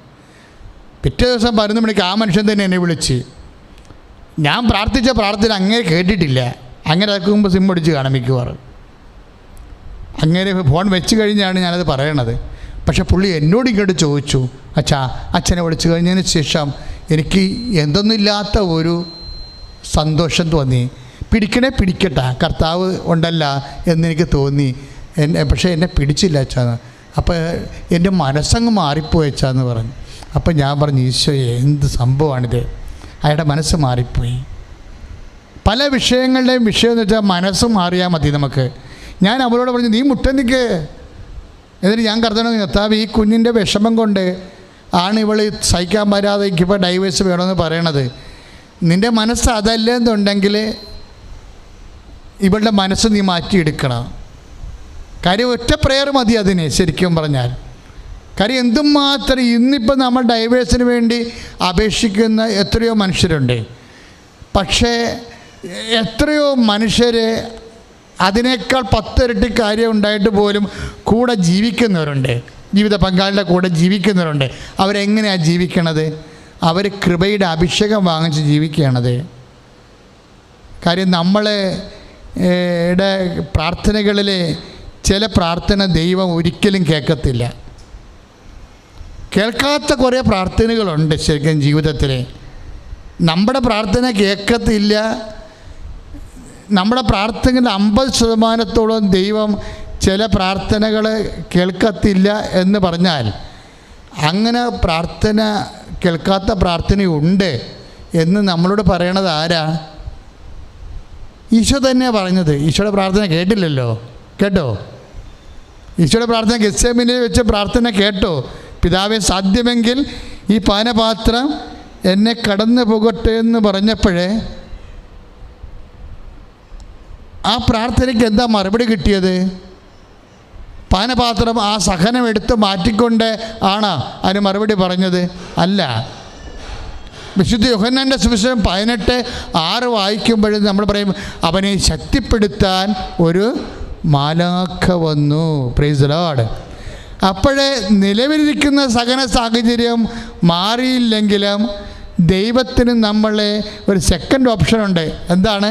നമ്മളെ ശക്തിപ്പെടുത്താനുള്ള, നമ്മുടെ ഹാർട്ടിനെ, ഹൃദയത്തെ അഭിഷേകം ചെയ്യാനുള്ള. ദൈവവേദലേ, നീ എന്തെങ്കിലും കാര്യങ്ങൾ നിനക്ക് സഹിക്കാൻ പറ്റാത്തതുണ്ടെങ്കിൽ നീ അത് മാറാൻ പ്രാർത്ഥിച്ചോ. പക്ഷെ അതിൻ്റെ കൂടെ നീ പറയണം, അപ്പാ, എങ്കിലും എൻ്റെ ഇഷ്ടമല്ല, അങ്ങയുടെ ഇഷ്ടം നിറവേറട്ടെ. ശ്രുതികട്ടെ. ഹല്ലേലൂയ. യേശുവേ സ്തോത്രം. ഹല്ലേലൂയ, ഹല്ലേലൂയ, ഹല്ലേലൂയ, ഹല്ലേലൂയ, ഹല്ലേലൂയ, ഹല്ലേലൂയ. കരങ്ങൾ ഉയർത്തിക്കൊണ്ട് ശ്രുതിക്കട്ടെ. ഹല്ലേലൂയ, ഹല്ലേലൂയ, ഹല്ലേലൂയ, ഹല്ലേലൂയ, ഹല്ലേലൂയ, ഹല്ലേലൂയ. യേശുവേ സ്തോത്രം. ഹല്ലേലൂയ, ഹല്ലേലൂയ, ഹല്ലേലൂയ. യേശുവേ ആരാധന, ദൈവമേ ആരാധന. ഹല്ലേലൂയ, ഹല്ലേലൂയ, ഹല്ലേലൂയ, ഹല്ലേലൂയ. പരിശുദ്ധ പരമദിവ്യകാരുണ്യത്തിലെ അപ്പോഴെങ്കിലും ജീവിതത്തിൽ വെള്ളപ്പൊക്കം ഉണ്ടായാലും, ജീവിതത്തിൽ കാറ്റൂതിയാലും, മഴ പെയ്താലും പിന്നെ എന്ത് ചെയ്യണം? അതിനൊക്കെ പോംവഴിയുണ്ടെന്നാണ് ഈശോ പറയണത്. എല്ലാം നിങ്ങൾ സഹിക്കേണ്ട കാര്യമില്ല. പറഞ്ഞാൽ മനസ്സിലായോ? എല്ലാം നിങ്ങൾ സഹിക്കേണ്ട കാര്യമില്ല. ജീവിതത്തിൽ വെള്ളപ്പൊക്കം ഉണ്ടായാലും, ജീവിതത്തിൽ കാറ്റൂതിയാലും, കൊടുങ്കാറ്റുണ്ടായാലും, മഴ പെയ്താലും ജീവിതം ഒലിച്ചു പോകാതിരിക്കാൻ വേണ്ടി പ്രതിവിധികളുണ്ടെന്നാണ് ഈശോ പറയണത്. അതെന്താണ്? ഉടമ്പടിയാ. അതെന്താണ്? ഉടമ്പടിയാ. നമ്മളെ ഉടമ്പടി എന്താ പറയണത്? അവൻ പറയണത് പോലെ അവർക്ക് വീഞ്ഞില്ല, സമാധാനമില്ല, രോഗമില്ല, രോഗമാണ്, മക്കളില്ല, വിവാഹം ഒക്കണില്ല, ജോലിയില്ല എന്നൊക്കെ പറയുമ്പോഴേ ഇല്ല ഇല്ല എന്ന് ഈശോയോട് പറഞ്ഞാൽ, പരിശുദ്ധ അമ്മ നമുക്ക് വേണ്ടി പറഞ്ഞാൽ, പരിശുദ്ധാത്മാവ് അമ്മയോട് പറയും, എന്താണ്? ഇല്ലാത്തതെല്ലാം ഉണ്ടാക്കാം, എന്ത് ചെയ്യണം? അവൻ പറയണത് പോലെ ചെയ്യാൻ പറയും. അതും ഒരു മരിയൻ ഫോർമുല അല്ല, നമുക്കറിയാം. അത് അനാദികാലം മുതൽ മനുഷ്യനും ദൈവവും തമ്മിൽ കണ്ടുമുട്ടിയ കാലം മുതലുള്ള ഒരു ദൈവിക ഫോർമുലയാണ്. നിവൃത്തിയില്ലാത്ത ദൈവപൈതങ്ങളെ നിലനിർത്താൻ വേണ്ടിയുള്ള ദൈവ സംവിധാനമാണ്. എന്താണ്? എൻ്റെ വചനം കേൾക്കുകയും, ഏറ്റു പറഞ്ഞേ, എൻ്റെ വചനം കേൾക്കുകയും, എൻ്റെ വചനം കേൾക്കുകയും, എൻ്റെ വചനം കേൾക്കുകയും. ഇപ്പം മത്തായിയുടെ സുവിശേഷം 7:24 അല്ലേ? മത്തായിയുടെ സുവിശേഷം 7:24 എന്താ പറയണത്? എൻ്റെ വചനം കേൾക്കുകയും, എൻ്റെ വചനം കേൾക്കുകയും അതനുസരിച്ച് ജീവിക്കുകയും ചെയ്യുന്നവൻ പാറമേൽ തന്റെ ഭവനം പണി ചെയ്ത ബുദ്ധിമാനായ മനുഷ്യന് തുല്യനാണ്. അപ്പൊ എൻ്റെ എന്ന് പറഞ്ഞ എൻ്റെ വചനം കേൾക്കുകയും, മത്തായി 7:24 അല്ലേ? എൻ്റെ വചനം കേൾക്കുകയും അതനുസരിച്ച് ജീവിക്കുകയും ചെയ്യുന്നവൻ പാറമേൽ തന്റെ ഭവനം പണി ചെയ്ത ബുദ്ധിമാനായ മനുഷ്യന് തുല്യനാണ്.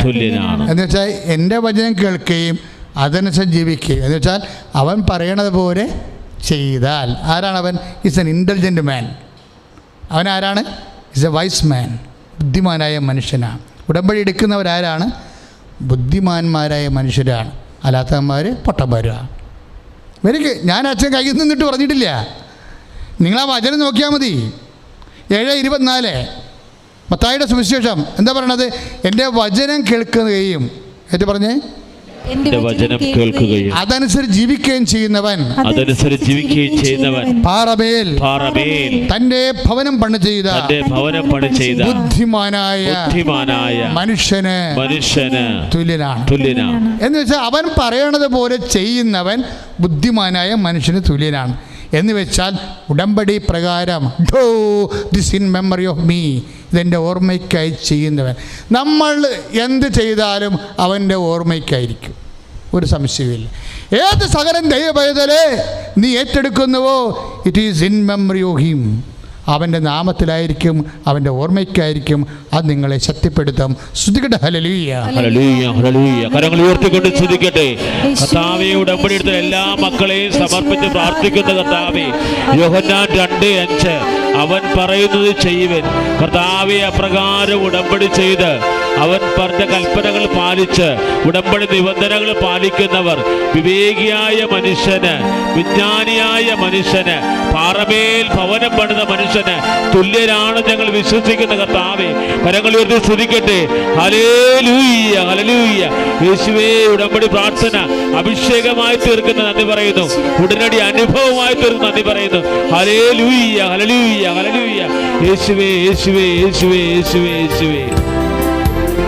കരങ്ങളടിച്ചുകൊണ്ട്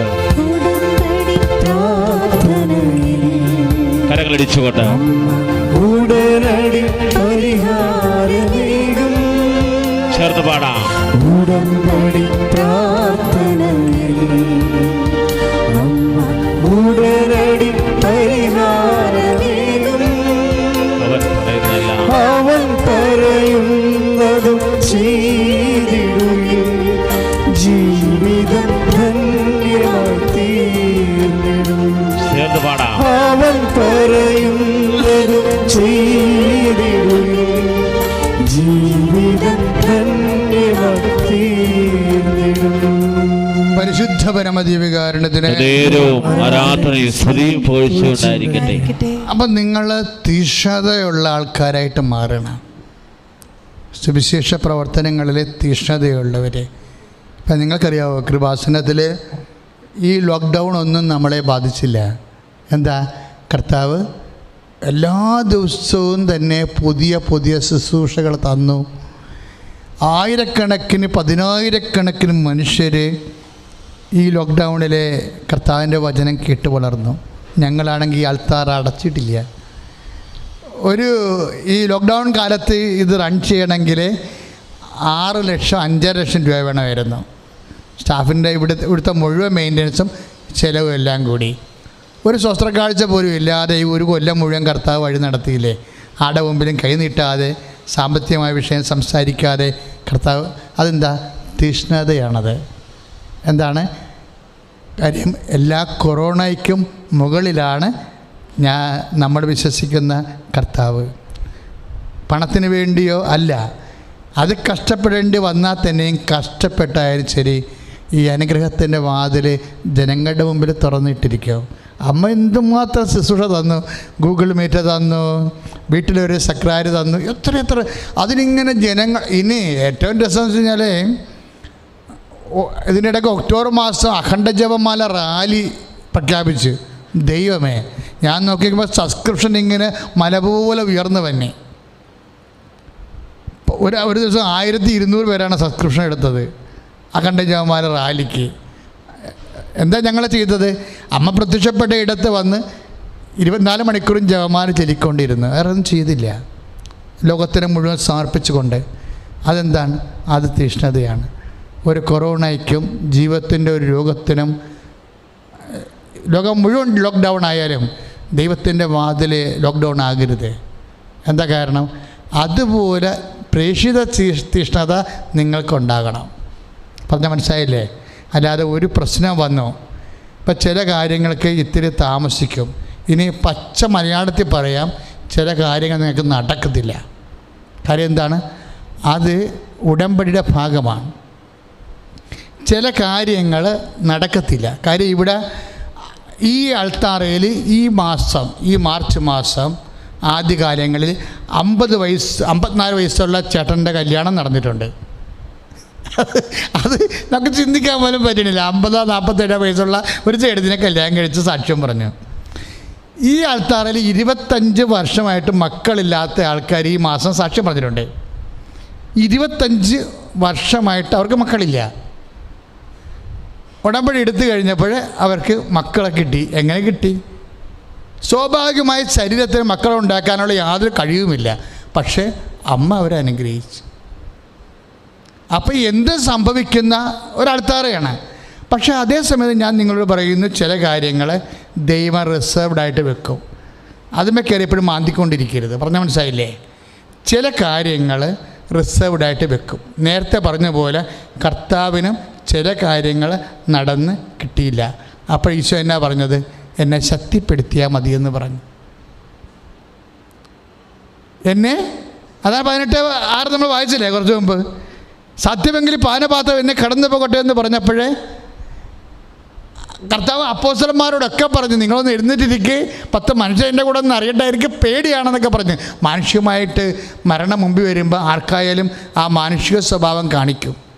പക്ഷേ ഒരു സെക്കൻഡ് കഴിഞ്ഞപ്പോൾ ആ മാനുഷിക സ്വഭാവത്തിൻ്റെ മേലെ കർത്താവിൻ്റെ അരൂപി ഇറങ്ങി വന്ന്, ദൈവത്തിൻ്റെ ശക്തി ഇറങ്ങി വന്നപ്പോൾ അവൻ എഴുന്നേറ്റ്. ഒരു ഡെഡ് ബോഡി പോലെ ചോര കുളിച്ച് കിടന്ന ആൾ പെടേന്നിങ്ങനെ എഴുന്നേക്കും. എന്നിട്ട് ചോദിക്കുന്ന ഒരു ചോദ്യമുണ്ട്, ഹും ഡു യു സീക്ക്? നിങ്ങൾ ആരെയാണ് അന്വേഷിക്കുന്നത്? അപ്പോൾ പറഞ്ഞു, Jesus of Nazareth, that is I am. ഞാൻ നസറായൻ യേശുവിനെ അന്വേഷിക്കണമെന്ന് പറഞ്ഞപ്പോഴേ അത് ഞാനാണെന്ന് പറയാനുള്ള ചങ്കൂറ്റം.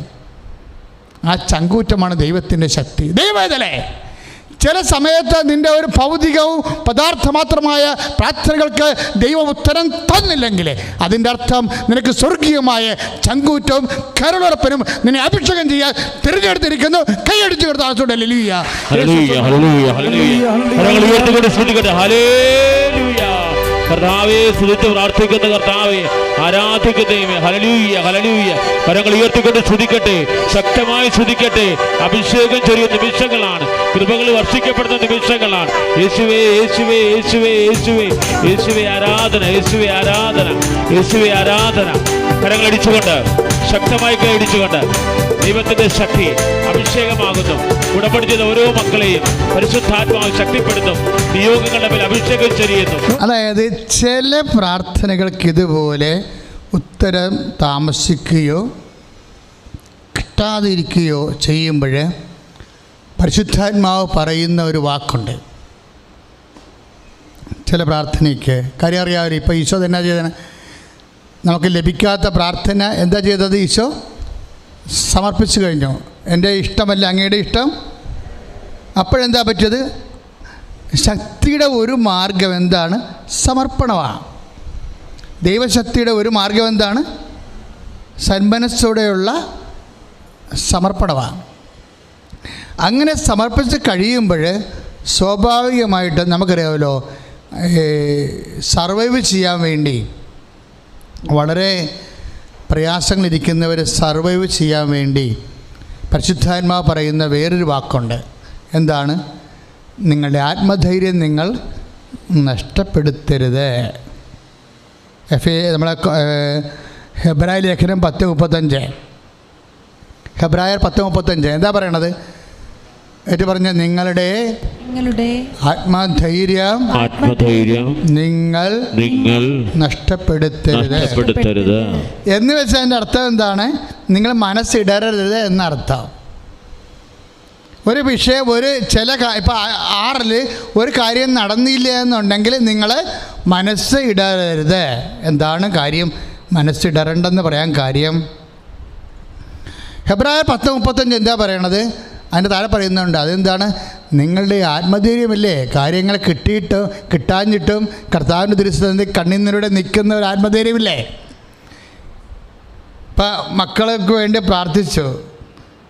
നമ്മളിപ്പോൾ ഉടമ്പടി പുതുക്കിയിട്ടും ചിലർക്ക് മക്കളായില്ലെന്ന് വിചാരിച്ചോ, എന്നിട്ടും നമ്മൾ കർത്താവിൻ്റെ തിരുസന്നിധിയിൽ നിൽക്കുകയാണ്.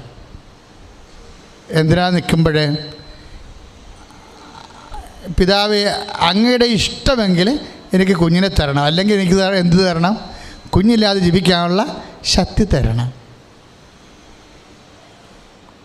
കാര്യം പല അമ്മമാരുടെയും ശക്തി കളഞ്ഞിരിക്കുന്ന ആരാണ്? കുഞ്ഞുങ്ങളാണ്. സംശയമുണ്ടാ? ഉടമ്പടി ചെയ്തിരിക്കണ മുഴുവാർക്ക് മക്കളുണ്ടാക്കിയ പ്രശ്നങ്ങൾക്ക് പരിഹാരം ഇത്തരണേ. പല അമ്മമാരുടെയും ശക്തി കളഞ്ഞിരിക്കുന്നത് ആരാ? മക്കളാണ്.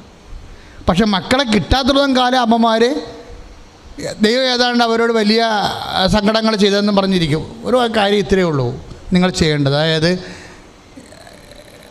ദൈവത്തിരുസ്ഥനെ പ്രാർത്ഥിക്കുമ്പോൾ ആദ്യം ചെയ്യേണ്ടത് എന്താണ്? ഹെബ്രായർ 10:35 എന്താണ്?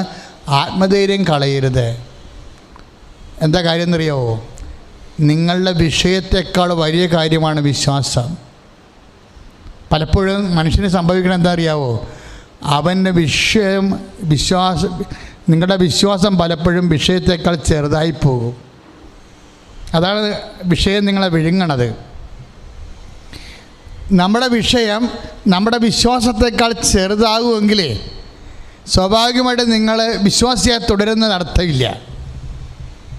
ഞാൻ പറഞ്ഞതിൻ്റെ അർത്ഥം മനസ്സിലാകുന്നുണ്ടോ? ഒരു വിഷയം നിങ്ങളെ വിഴുങ്ങിയെന്ന് വിചാരിച്ചോ? ഒരു മനുഷ്യനെ വിഴുങ്ങേണ്ടത് എന്താണ്? വിശ്വാസമല്ലല്ലോ. വിഷയമല്ല മനുഷ്യനെ വിഴുങ്ങേണ്ടത്. പിന്നെ എന്താണ്? വിശ്വാസത്തിൻ്റെ പ്രകടനങ്ങൾ, വിശ്വാസത്തിൻ്റെ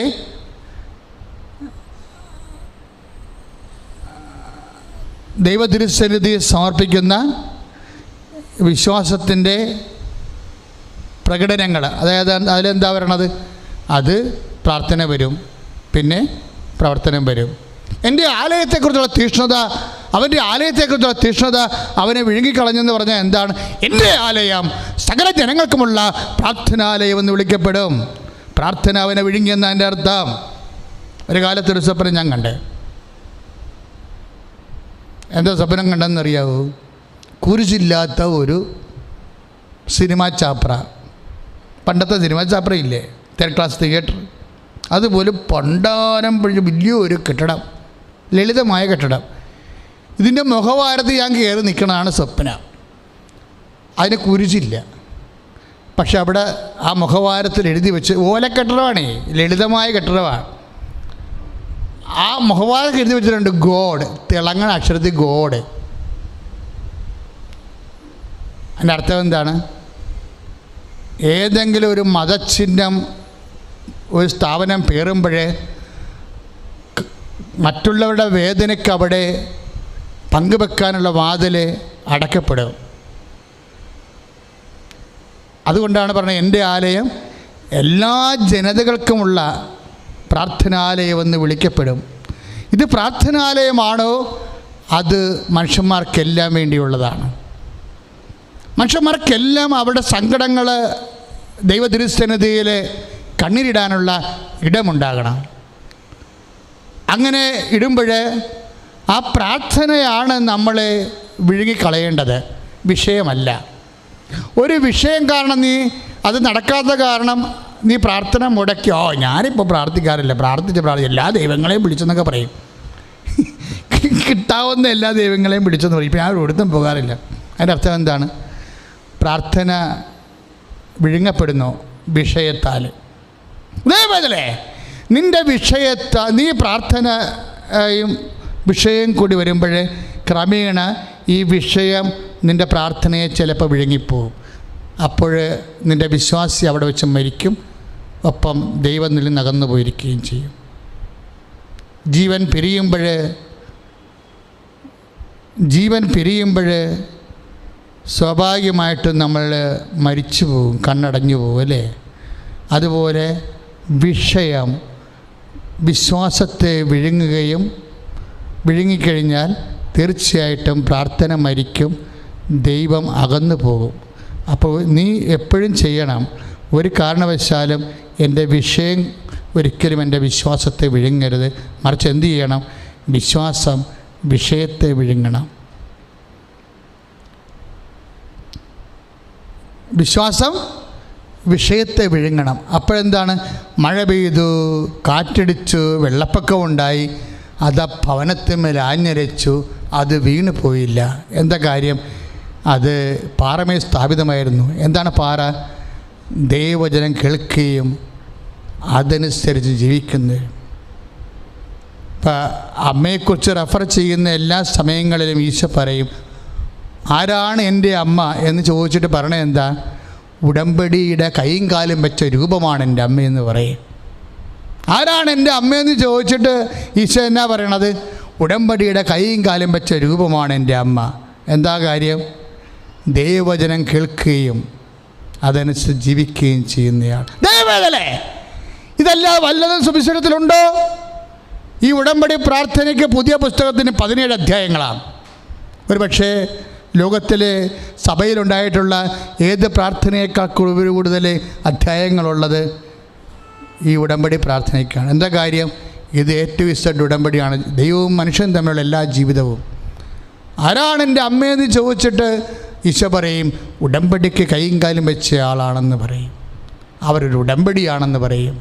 2:19 ഇപ്പം നമ്മൾ വിശുദ്ധ ലൂക്കാൻ്റെ സുവിശേഷം 11:27 വായിച്ചാലും 8:21 വായിച്ചാലും ഒരു വചനമാണ്. എന്താണ്? ആരാണ് എൻ്റെ അമ്മ? ആരാണമ്മ? ദൈവവചനം കേൾക്കുകയും അതനുസരിച്ച് ജീവിക്കുകയും അവൻ പറയുന്ന പോലെ ചെയ്യുന്നയാളാണ്. ആരാണമ്മ? അവൻ പറയുന്ന പോലെ ചെയ്യുന്ന ആളിൻ്റെ പ്രതികരണം എന്താണ്? ഹൃദയത്തെ സംഗ്രഹിക്കലാണ് പ്രതികരണം.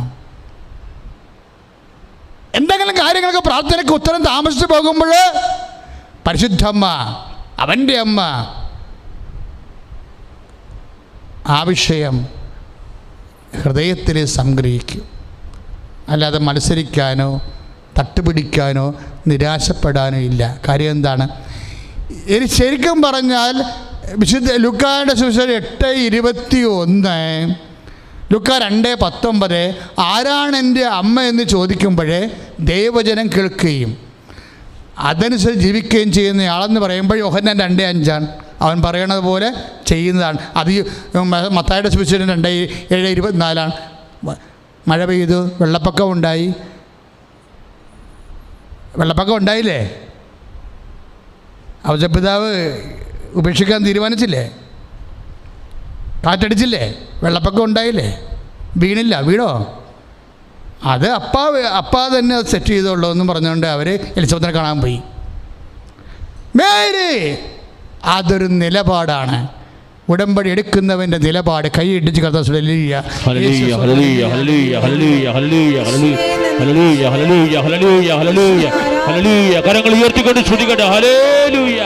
പ്രിയമുള്ളവരെ, ഇപ്പോഴേ രോഗാവസ്ഥയിലുള്ള എല്ലാ ശരീരങ്ങൾക്കും ശരീരത്തിൽ നിങ്ങളുടെ കൈകൾ വെച്ച് പ്രാർത്ഥിക്കണം. കർത്താവ് 10,000 സുഖപ്പെടുത്തിയ സ്ഥലമാണിത്. നീ കർത്താവിൻ്റെ തിരുസന്നിധിയിൽ കണ്ണുനീരോടെ അമ്മ നിനക്ക് വേണ്ടി ദിവ്യകാരുണ്യത്തോട് മധ്യസ്ഥം വഹിക്കുന്ന സമയമാണ്. ആ ബോധം നിനക്കുണ്ടാവണം. ഞാനൊരു മധ്യസ്ഥനായി നടുക്ക് നിൽക്കുകയാണ്, അമ്മയുടെയും ഈശോയുടെയും നടുക്ക്. പണ്ട് ഞാനിങ്ങനെ നിന്ന കാലത്താണ് അമ്മ എൻ്റെ പുറകിൽ വന്ന് നിന്നത്. ചാര ഉടുപ്പിട്ട് സമയഘടികാരം നെഞ്ചി ചാർത്തി ഞാൻ അന്ന് ഈശോയുടെ അടുത്ത് നിൽക്കുകയായിരുന്നു. 2004 ഡിസംബർ 7 അപ്പോഴാണ് അമ്മ പുറകിൽ വന്ന് നിന്നത്. അമ്മ പ്രത്യക്ഷപ്പെട്ട ഇടത്താണ് ഈ ആരാധന ഇപ്പോഴും നടക്കുന്നത്. അതുകൊണ്ട് എൻ്റെ ദൈവവേദന നീ വിശ്വസിക്കണം. നിൻ്റെ ക്യാൻസർ ഉണ്ടെങ്കിൽ ക്യാൻസർ ഉള്ള സ്ഥലത്ത് നിൻ്റെ കൈ വെക്ക്. എന്നിട്ട് അമ്മയോട് പറ, അമ്മയുടെ പ്രത്യക്ഷിക്കുന്ന സാക്ഷിയായി എന്നെ ഉയർത്താൻ പറ. നിനക്ക് സാമ്പത്തികമായ ബാധ്യതയും കടവുമാണെങ്കിൽ അതിൻ്റെ ഭാരമുണ്ടെങ്കിൽ നിൻ്റെ തലയിൽ നീ കൈവെക്കിപ്പോഴേ. നിനക്കത് മാറാനൊരു വഴി കാണുന്നില്ല എന്നുകൊണ്ടല്ലേ നീ തലയിൽ കൈവെക്കൂ. കർത്താവേ, ഇതിൻ്റെ ഭാരം എനിക്ക് സഹിക്കാൻ പറ്റണില്ല. എനിക്ക് എന്തിന് ഈ കടവെങ്ങനെ പരിഹരിക്കുമെന്ന് എനിക്കറിയാൻ പാടില്ല. ഇതിൻ്റെ ഭാരം എന്നെ വല്ലാണ്ട് അലട്ടുന്നു. എൻ്റെ ദേവല ഇപ്പോഴും കണ്ണിൽ നിന്ന് ചോര വന്നുകൊണ്ടിരിക്കുന്നവർ, ചില രോഗങ്ങൾ കാരണം കണ്ണിൽ നിന്ന് ചോര വരും, കണ്ണിൻ്റെ ഇടത് കണ്ണിൻ്റെ ഇടതുവശത്ത് തടിപ്പുള്ള ഒരു വ്യക്തിയെ കർത്താവ് ഇപ്പോൾ സ്പർശിച്ചുകൊണ്ടിരിക്കുകയാണ്. ഇപ്പോഴേ അതുപോലെ തന്നെ ഇങ്ങനെ ഈ പശുവിൻ്റെ മൂത്രസഞ്ചി പോലെ ഇങ്ങനെ വളരുന്ന ഒരു ബലൂൺ പോലെ എന്തോ ശരീരത്തിൻ്റെ ഉള്ളിൽ വളരുന്നു.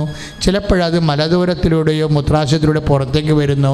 ഈ ചിലപ്പോൾ ഗർഭപാത്രം ഇറങ്ങുന്ന അവസ്ഥയാകാം, ചിലപ്പോൾ അരിശസാകാം. ആ വ്യക്തികളെ കർത്താവ് ഇപ്പോൾ സ്പർശിച്ചു കൊണ്ടിരിക്കുകയാണ്. വലിയ സൗഖ്യങ്ങൾ ദൈവം നൽകിക്കൊണ്ടിരിക്കുകയാണ്. കർത്താവിൻ്റെ ഉന്നതമായ നാമത്തിനെ സ്തോത്രം ചെയ്ത് കർത്താവ് ഇപ്പോഴും ഗർഭാശയ രോഗികളെ, ഗർഭാശയ ഇറങ്ങുന്നവരെ സൗഖ്യപ്പെടുത്തുന്നതിന് നന്ദി പറയുന്നു. അർശസ് രോഗികളെ സൗഖ്യപ്പെടുത്തുന്നതിന് നന്ദി പറയുന്നു. കണ്ണിൻ്റെ നേത്ര രോഗികളെ സൗഖ്യപ്പെടുത്തുന്നതിന് നന്ദി പറയുന്നു. കർത്താവ് ഇപ്പോൾ സ്പർശിക്കണമെന്ന് പ്രാർത്ഥിക്കുന്നു. കർത്താവേ, നിന്റെ തിരുമുറിവാർന്ന് വലതുകര, നിന്റെ തിരുമുറിവാർന്ന് വലതുകര, നിന്റെ തിരുമുറിവാർന്ന് വലതുകര ഓരോ മകന്റെ മേലും ഓരോ മകളുടെ മേലും വെക്കണമേ. അടിപ്പിഴപോലെ വൈദാഘാതം പോലെ ദൈവികമായ ശക്തി യേശുക്രിസ്തുവിന്റെ നാമത്തിലെ അപവാദത്തിന്റെ പ്രത്യക്ഷീകരണത്തിന്റെ സ്ഥിരീകരണത്തിനായി മാരക രോഗങ്ങളെ, വേദികളെ യേശുനാമത്തിലെ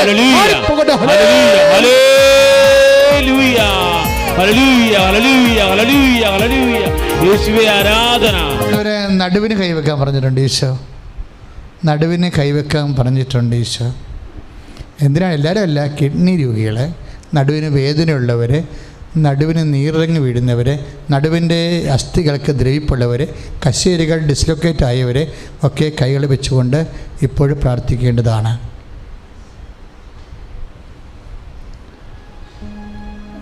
നടുരോഗികൾ, ഇനി നിങ്ങൾ ഒരു കാര്യം കൂടി ചെയ്യണം. ഈ ചിലപ്പോൾ നടുരോഗം നിങ്ങൾക്കുണ്ടാവത്തില്ല, പക്ഷേ നിങ്ങളുടെ വീട്ടിൽ ഭർത്താവിനുണ്ടാകാം, അല്ലെങ്കിൽ ഭാര്യയ്ക്കുണ്ടാകാം, അല്ലെങ്കിൽ മരുമകൾക്കുണ്ടാകാം. ഇനിയിപ്പോൾ അവിടെ സുഖപ്പെട്ടിട്ടൊന്നും കാണണ്ടെന്ന് പറഞ്ഞുകൊണ്ട് ഉള്ളിൽ ദേഷ്യപ്പെട്ടിരിക്കരുത്. നിങ്ങൾ ദൈവപൈതലാണെന്ന് ഓർത്ത് വേണം. ഓരോരുത്തന്മാർ ഒടുങ്ങിക്കിടന്നാൽ പിന്നെ അവരുടെ അത്രയും പത്താസ് കുറച്ച് കണ്ടാൽ മതിയല്ല എന്ന് പറഞ്ഞുകൊണ്ട് ലോകപൈതലിനെ പോലെ സംസാരിക്കരുത്. എളിമയോടെ നിൻ്റെ ശത്രുവിനെ പോലെ നീ ഓർത്ത് പ്രാർത്ഥിക്കണം. ഇപ്പോഴേ നിൻ്റെ ശത്രുവിനാണ് വിശക്കണമെങ്കിൽ അവന് ഭക്ഷണം കൊടുക്കാൻ പറഞ്ഞിരിക്കുന്ന കർത്താവിൻ്റെ വചനം. അവന് ആശ്വാസത്തിന് വേണ്ടി പ്രാർത്ഥിക്കണം. അവൻ നാളെ നിന്നെ ഉപദ്രവിക്കായിരിക്കും, പക്ഷെ നീ അവനെ ഓർത്ത് പേടിക്കേണ്ട കാര്യമില്ല. കാര്യം എന്താണ്? നിന്നെ സൃഷ്ടിച്ച് പരിപാലിക്കുന്ന ദൈവം അവനേക്കാൾ ശക്തനാണ്. അപ്പോൾ നിൻ്റെ ദൈവപൈതൽ നിൻ്റെ കപ്പാസിറ്റി വർദ്ധിക്കണമെന്നുണ്ടെങ്കിൽ, ദൈവത്തിൻ്റെ മുമ്പിൽ നിൻ്റെ കഴിവ് വർദ്ധിക്കുന്നുണ്ടെങ്കിൽ, നിൻ്റെ ശത്രുവിനാ നടുവേനെങ്കിലും അവൻ്റെ സൗഖ്യത്തിന്, അവളുടെ സൗഖ്യത്തിന് വേണ്ടി നിൻ്റെ നടുവിൽ കൈവച്ചുകൊണ്ട് പ്രാർത്ഥിക്കാൻ ഈശോ പറയണു. ശരീരം മുഴുവൻ ഇങ്ങനെ കറുത്ത പാട്, ആദ്യം ചുവന്ന പാട് വരും, പിന്നെ കറുത്ത പാട് വരും, പിന്നെ അവിടെ ചൊറിച്ചിൽ ഇടയ്ക്കിടയ്ക്ക് തുടർന്നുകൊണ്ടിരിക്കുക. ആ വ്യക്തിയെ കർത്താവ് സുഖപ്പെടുത്തിക്കൊണ്ടിരിക്കുന്നു. കർത്താവെ, ഇപ്പോഴേ ഞാൻ പ്രാർത്ഥിച്ചുകൊണ്ടിരിക്കണം. ഈശോ കർത്താവെ, നിൻ്റെ വിശുദ്ധ പൗരോഹിത്യത്തെ മഹത്വപ്പെടുത്തണമെന്ന് പ്രാർത്ഥിക്കുന്നു. കർത്താവെ, സഭയിലുള്ള നിൻ്റെ സാന്നിധ്യം പ്രകടമാക്കണമെന്ന് പ്രാർത്ഥിക്കുന്നു. ഈശോ കർത്താവെ, സഭയിലൂടെ നിന്റെ സാന്നിധ്യം പ്രകടമാക്കണമെന്ന് പ്രാർത്ഥിക്കുന്നു. ഈശോ പരിശുദ്ധ അമ്മ ജീവനോടെ പ്രത്യക്ഷപ്പെട്ട ഈ അൾത്താറയിൽ, ആ പ്രത്യക്ഷീകരണത്തിൻ്റെ കാരുണ്യം കാണിച്ച ഈ അൾത്താറയിൽ കർത്താവ് നിന്റെ നാമത്തെ പ്രാർത്ഥിക്കുന്ന ഓരോ മകൻ്റെ മേലും ഓരോ മകളുടെ മേലും കർത്താവ് അടിപ്പിണർ പോലെ, ആഘാതം പോലെ ദൈവികമായ ശക്തി പ്രത്യക്ഷീകരിക്കട്ടെ. മാരക രോഗങ്ങളെ യേശു നാമത്തിൽ സൗഖ്യം പ്രാപിക്കട്ടെ. കരങ്ങൾ ഉയർത്തിക്കൊണ്ട് ശ്രദ്ധിക്കട്ടെ. യേശുവേ, സ്തുതിക്കുന്ന കർത്താവേ, രോഗസൗഖ്യങ്ങളെ ഓർത്ത് നന്ദി പറയുന്നു. പ്രിയമുള്ളവരെ, നമ്മൾക്കിനിയും ആരാധനയുടെ സൗഖ്യങ്ങൾ അച്ഛൻ തുടരും. ഇപ്പോഴ് ആശീർവാദം കൊടുക്കുകയാണ്. കാര്യം സെക്കിന ടി വിയിൽ ഓൺലൈനിൽ ഇത് കണ്ടുകൊണ്ടിരിക്കുന്നവരുടെ സമയം 1 മണി വരെയേ ഉള്ളൂ. ആ 1 മണിക്ക് അവർക്ക് ആശീർവാദം കൊടുത്തതിന് ശേഷം നമ്മളുടെ ആരാധന വീണ്ടും രോഗസൗഖ്യ പ്രാർത്ഥന തുടരും. നിങ്ങളൊന്ന് സ്തുതിക്കട്ടെ. ഹല്ലേലൂയ, ഹല്ലേലൂയ, ഹല്ലേലൂയ. കരങ്ങൾ ഉയർത്തിക്കൊണ്ട് സ്തുതിക്കട്ടെ. ഇതാ കർത്താവ് നിങ്ങളെ ആശീർവദിക്കുകയാണ്. കരങ്ങൾ ഉയർത്തി അതിശക്തമായി യേശുവേ എന്ന് വിളിക്കട്ടെ. യേശുവേ എന്ന് വിളിച്ച് പ്രാർത്ഥിക്കട്ടെ. ഇതാ കർത്താവ് നിങ്ങളെ ആശീർവദിക്കുന്നു. ഇപ്പോൾ ശുശ്രൂഷയിൽ പങ്കെടുത്ത് പ്രാർത്ഥിക്കുന്നവര്, ഷക്കീന ടെലിവിഷനിൽ കണ്ട് പ്രാർത്ഥിക്കുന്നവര്, യൂട്യൂബിൽ കണ്ട് പ്രാർത്ഥിക്കുന്നവര്, ലോകത്തിന്റെ നാനാഭാഗങ്ങളിൽ പ്രാർത്ഥിക്കുന്നവര്, മാരക രോഗികള്, തീരാവ്യാധികള്, ഉടമ്പടി എടുത്തിട്ടുള്ള മക്കളെ ഈശോ സൗഖ്യപ്പെടുത്തുകയാണ്. യേശുവേ ആരാധന, യേശുവേ ആരാധന, യേശുവേ ആരാധന. ഹല്ലേലൂയ. പരിശുദ്ധ പരമ ദിവ്യകാരുണ്യത്തിന് എന്നേരവും ആരാധനയും സ്തുതിയും പുകഴ്ചയും ഉണ്ടാകട്ടെ.